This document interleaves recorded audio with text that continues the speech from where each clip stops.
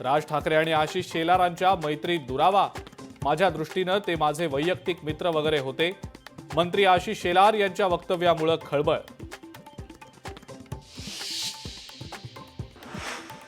उद्धव ठाकरेंनी कोणतीही अट टाकलेली नाही, खासदार संजय राऊतांचं वक्तव्य. उद्धव ठाकरेंनी दिलेला प्रतिसाद महाराष्ट्राच्या हितासाठी वादविवाद करणं योग्य नसल्याचंही राऊतांचं वक्तव्य.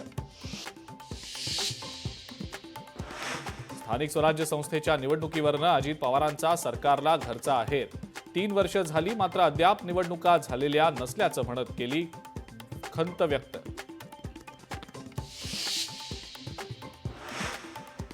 वडाळ्यामध्ये पोलीस आणि विश्व हिंदू परिषदेच्या कार्यकर्त्यांमध्ये राडा.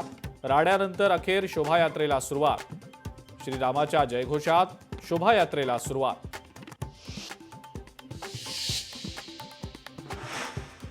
मुंबईतील झोपडपट्टी असलेल्या धारावीचा होणार कायापालट. धारावीतलं सर्वेक्षण अंतिम टप्प्यात.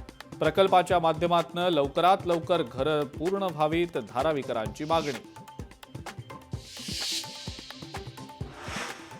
एन्काउंटरसाठी 10 लाख दिल्याचा रणजित कासलेचा दावा खोटा. ते पैसे कन्स्ट्रक्शन कंपनीच्या मालकानं दिल्याचं समोर.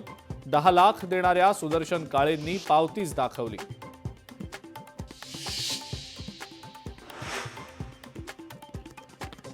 बीडमधल्या तरुणीची ब्लॅकमेलिंगला कंटाळून आत्महत्या. आजच्या दिवशी होणार होतं तरुणीचं लग्न. आरोपी अभिषेक कदमला अटक आणि लगेचच जामीनही.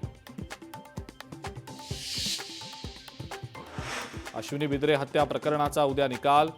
न्यायालय मुख्य आरोपी अभय कुरुंदकरसह 3घांना शिक्षा सुनावणार.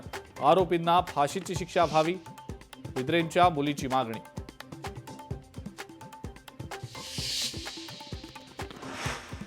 सोलापुरातील डॉक्टर वळसंकर आत्महत्या प्रकरणी आरोपी महिलेला 3 दिवसांची पोलीस कोठडी. डॉक्टरांना आत्महत्येला प्रवृत्त केल्याचा महिलेवर आरोप. आणि साता समुद्रापार मराठीचा डंका. स्थळ, जुनं फर्निचरसह 4 चित्रपटांची कान्ससाठी निवड. फ्रान्समध्ये 14 ते 22 मे पर्यंत रंगणार आंतरराष्ट्रीय कान्स चित्रपट महोत्सव.